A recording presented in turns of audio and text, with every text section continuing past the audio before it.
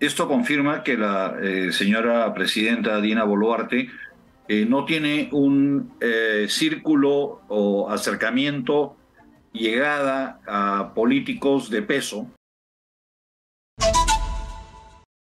Vamos a darle el pase y la bienvenida a nuestro invitado Daniel Abugataz, expresidente del Congreso, al cual lo saludamos aquí en Exitosa. Muy buenas noches, señora Abugataz, con todo gusto. Muy buenas noches, gracias por la invitación. A usted, por favor, ¿cuál es su lectura de esta decisión de la presidenta de transición, Dina Boluarte, de hacer esta recomposición en el gabinete? Han habido 5 cambios, pero creo que el más importante es el del premierato, ¿no? El señor Otárola asume esta función importante y difícil. Bueno, definitivamente esto confirma que la señora presidenta Dina Boluarte no tiene un círculo o acercamiento, llegada a políticos de peso. Tanto es así que designó a una persona que carecía de esas características. No que no sea una buena persona, el señor Angulo, no tengo el gusto de conocerlo, pero un premierato requiere a alguien que tenga determinado peso político, alguien que pueda tener un manejo político. Y se confirma que su círculo es tan pequeño que ha tenido que recurrir a su abogado para que asuma el cargo.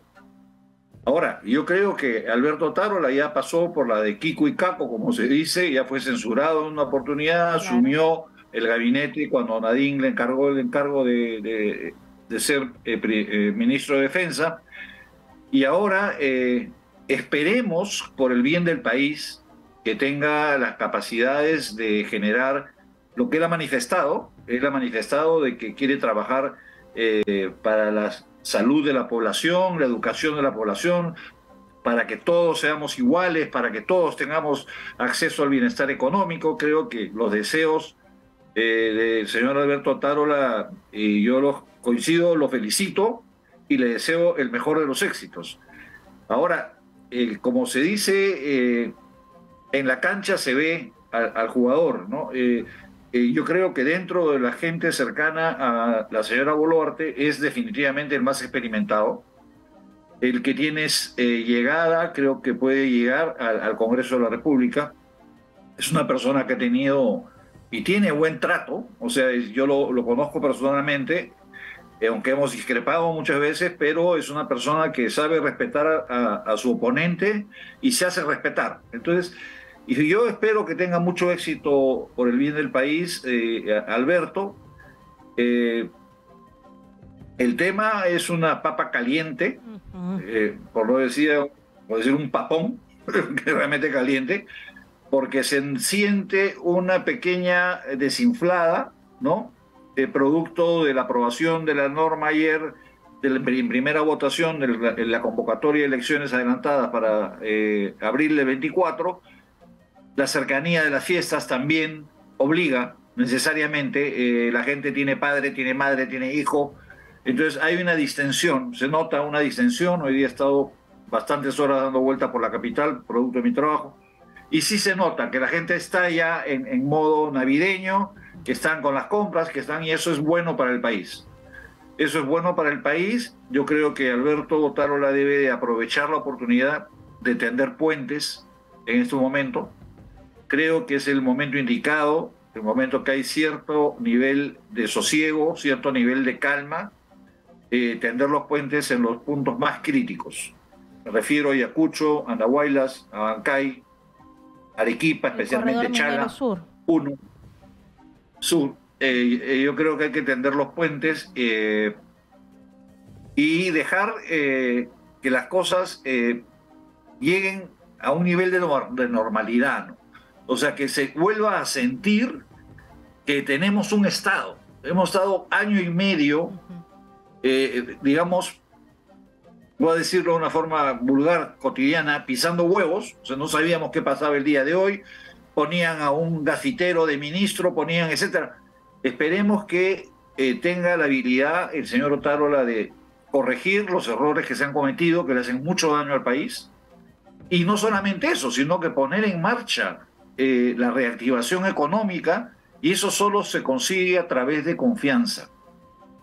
Y para eso él tendrá que unir perro, pericote y gato. En ese momento, es una opinión absolutamente personal, yo no creo que podamos encontrar la paz en el país si es que no tendemos la mano a derecha, izquierda, centro, a todos los sectores. Creo que es el momento de olvidarnos de que existen tendencias políticas en el país, enfocarnos en las necesidades primarias de la población. Tenemos 10 millones de peruanos que están viviendo al borde de la pobreza y pobreza extrema, que no tienen seguridad alimentaria. Estamos pasando la peor sequía en los últimos 70 años que ha vivido el Perú. No olvidemos un hecho que es importante conocer. La Revolución Francesa se dio en el año de la peor sequía en Francia.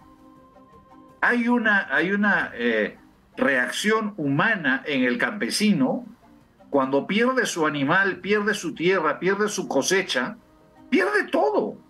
No tiene más. O sea, nuestros campesinados no viven de lo que venden o del trabajo asalariado.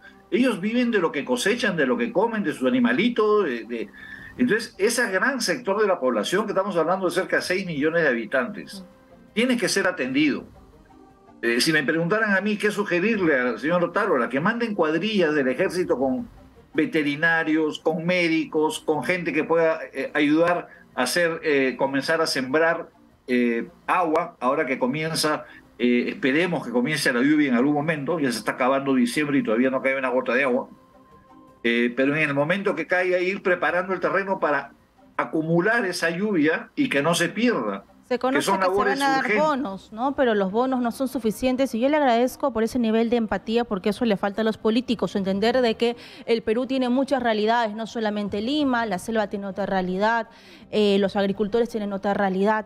Y algo que sí me preocupa ahora que usted menciona un poco el resentimiento, la indignación que tiene esta población que está manifestando, y repetimos, es un derecho válido de levantar la voz de protesta, es las denuncias que tiene el señor Alberto Otárola por estas más de 25 muertes por las manifestaciones. Es una mochila pesada la que lleva, ha sido denunciado por muchos políticos de izquierda, incluso sabemos de que la Corte Interamericana de Derechos Humanos se encuentra ya en nuestro país, se ha reunido con el señor Otárola, se ha reunido con el ministro de Defensa, se está reuniendo con todos los políticos. Y lo que me preocupa es que él pueda ayudar a conducir las investigaciones, porque se tiene que investigar las muertes. Lo que la gente siente, lo que escucho es, claro, en Lima sí fallecieron 2 personas y sí, hicieron caso al pueblo. Ahora en provincia fallecen más de 25 y se quedan callados y todo sigue igual. Entonces, un poco de empatía con eso. ¿Cómo puede manejar esta denuncia el nuevo premier? Hay un error tremendo, en mi opinión, que comete la presidenta y el gabinete de Angulo cuando declaran el estado de emergencia. Cuando declaran el estado de emergencia, piden el apoyo de las Fuerzas Armadas, con lo cual las responsabilidades siguen cayendo en el ministro de Defensa y el ministro del Interior de lo que ocurra.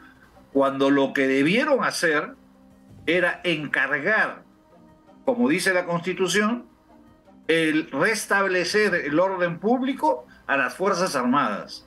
Con lo cual, las Fuerzas Armadas y las Fuerzas Policiales tienen que cumplir un protocolo. Si ellos cumplieron con el protocolo, advertir, avisar 1, 2, 3, 5 veces, las veces que diga el protocolo, y la gente a pesar de eso no cumplió y se vieron obligados a hacer uso de la fuerza, ya la propia ley los autoriza y hay un marco legal y serán las Fuerzas Armadas las que tengan que resolver. Pero no lo han hecho así, y ahora la responsabilidad cae directamente en Alberto Otárola y en el ministro del Interior.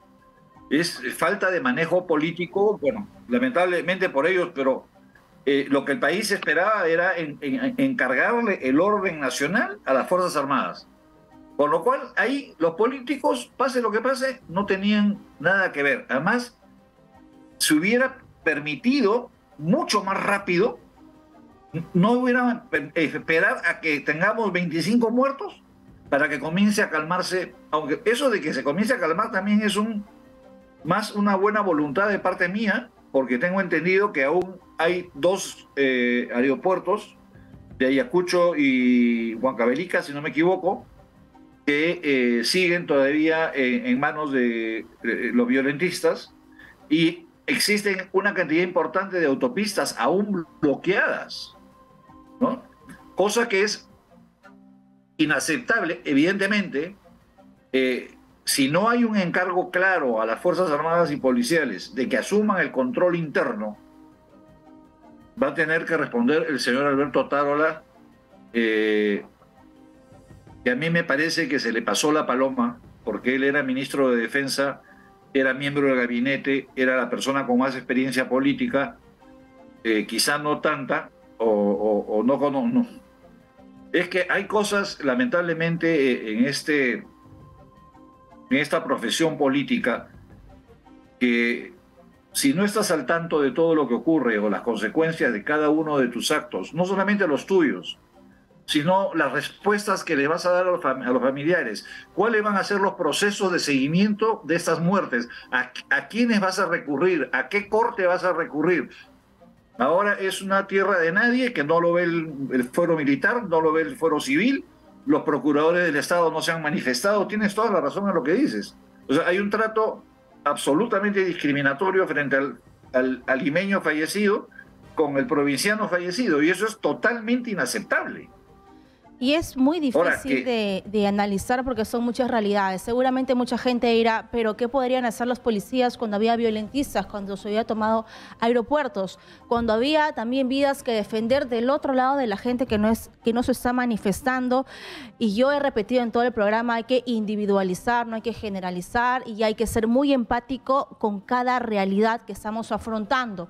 Y frente a eso yo le hago la pregunta, ¿cómo hacemos con los congresistas para que apoyen, para que pongan de su parte? Vemos a la derecha buscando jalar agua para su molino, la izquierda, sorprendida estoy, porque más allá de buscar dialogar con los manifestantes con la llegada que tiene, les dicen sigan levantándose, sigamos adelante por la Asamblea Constituyente, y como usted ha dicho, los colores políticos de lado y todos por el Perú. Y lo que falta es un desprendimiento, y te digo, a mí en una oportunidad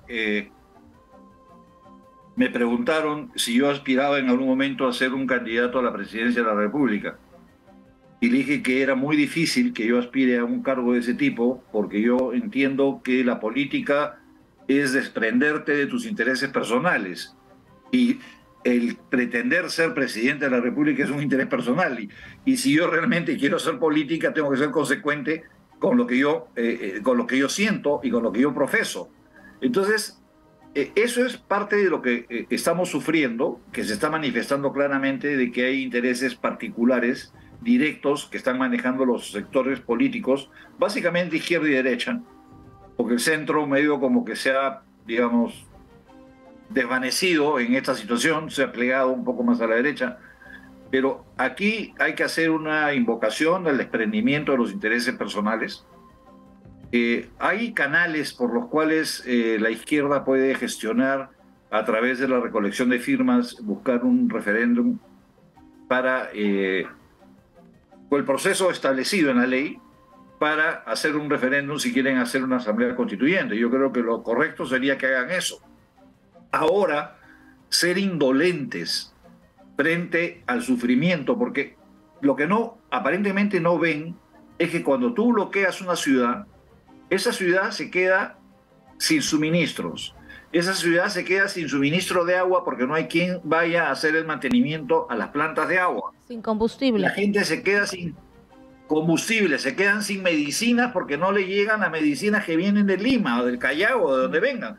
Entonces, hay una ignorancia de las consecuencias de los actos que está cometiendo el Congreso de la República, que lamentablemente creo que no nos queda otra que señalarlos constantemente y hacer las invocaciones del caso para que se desprendan de sus intereses personales hasta que esta crisis se sea superada, tanto a la derecha como a la izquierda. Y hacer invocaciones, ahora que es un mes que a todos nos lleva a reflexión. Festejamos el nacimiento de la persona más importante que ha nacido en la humanidad, Jesucristo. ¿no? Para que 2022 años después se siga festejando su cumpleaños. Imagínate la trascendencia que ha logrado el hombre, al margen del contenido religioso.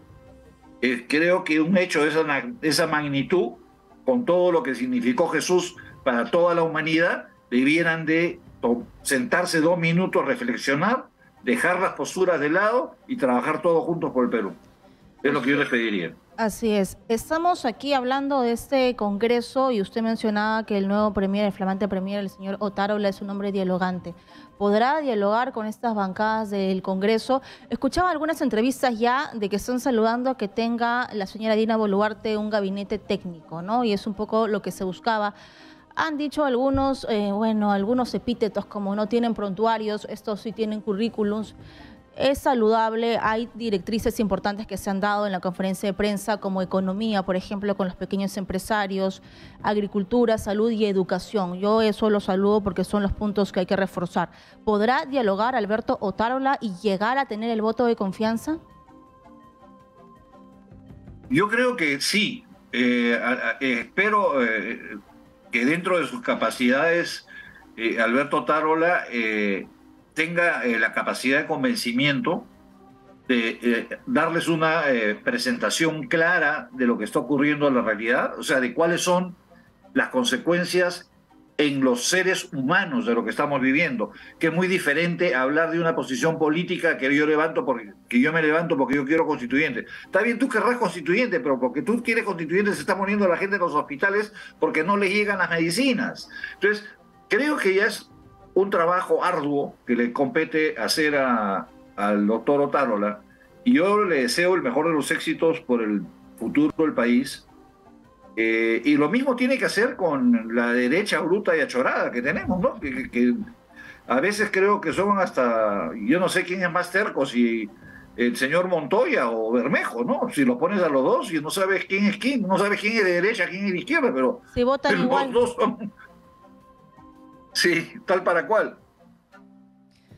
Bien, señor Daniel Abugataz, muchas gracias. Gracias por su reflexión y esperamos que le vaya bien, pues porque si ese gabinete le va bien, a todo el país le va a ir bien. Ojalá Dios quiera. Muchas gracias.